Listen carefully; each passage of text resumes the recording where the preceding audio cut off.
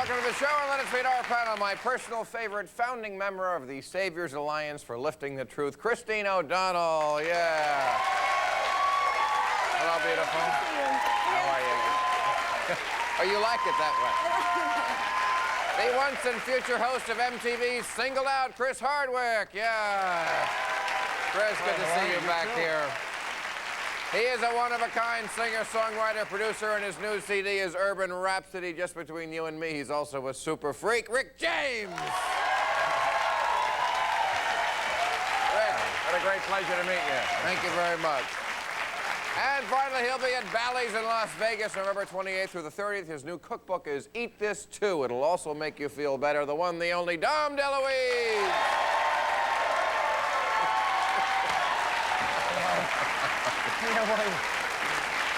Okay. All right. Well, there was two interesting surveys that came out. One last week, one the week before. The one the week before said that handing out condoms to teenagers does not affect teenage sex rates.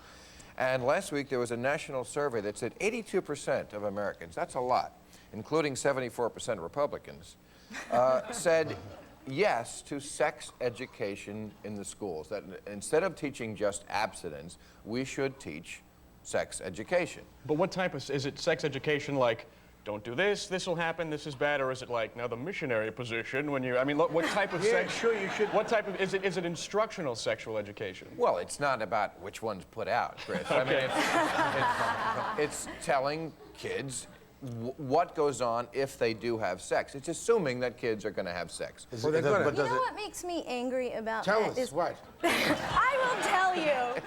Last Thursday, you see Dick Gephardt and Vic Fazio talking about how the Democrats are going to come down on smoking, with teenage smoking, but it's okay to give them a condom to have sex. Like, they think that they can control young people smoking, but let them have a free-for-all when it comes to their sexuality. But see, you just said, there's hypocrisy. You just said twice, but smoking. You know, that's the hypocritical part to me.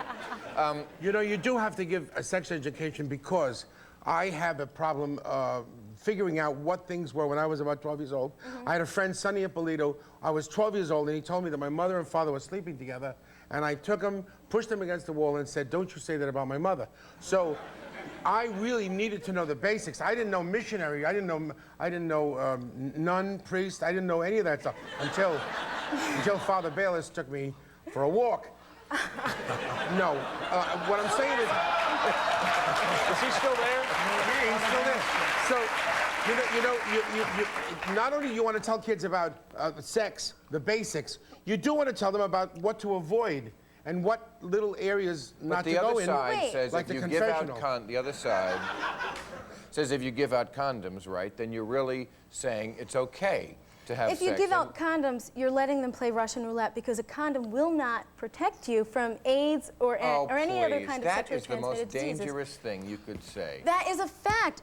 A latex Where manufacturer... are you putting your condoms? A latex manufacturer... Let me tell you something.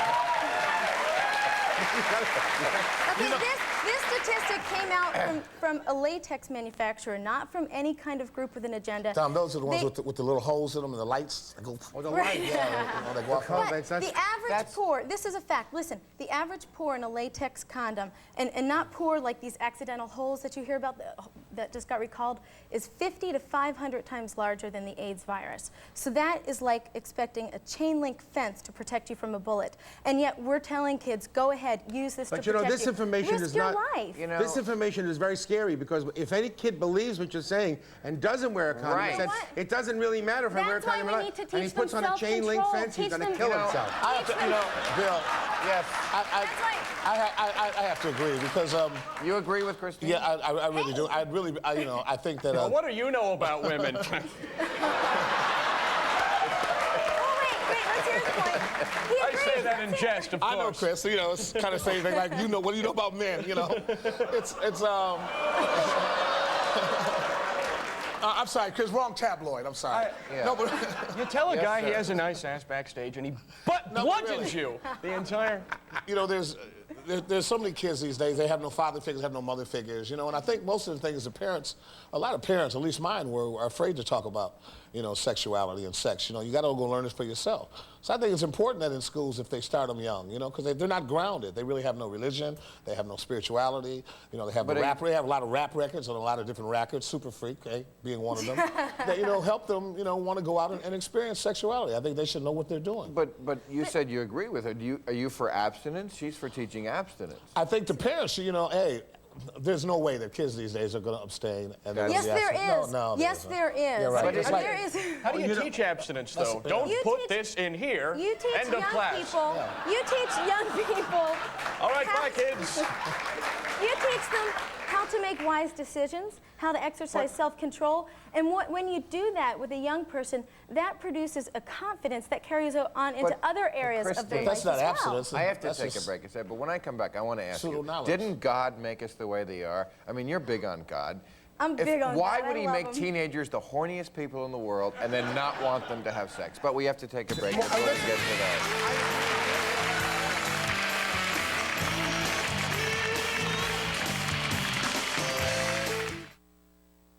Politically Incorrect with Bill Maher. From Teledyne Waterpick.